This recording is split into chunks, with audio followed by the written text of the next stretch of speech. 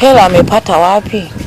Nyumba ianzie msingi isiishe mpaka leo, imeisha mpaka leo, imeisha yote.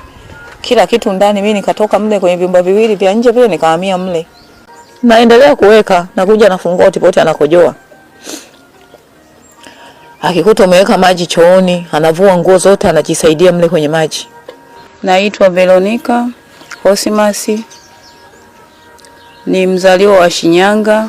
Nimezaliwa kijiji cha Ndembezi, kata ya Ndembezi.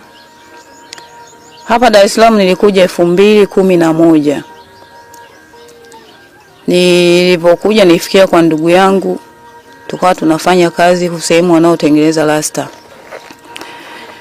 Baada ya miezi kama 3 nilikutana na mwanaume mmoja ambaye yeye alidai amenipenda, anataka kupajua kwetu. Na mwanaume akadai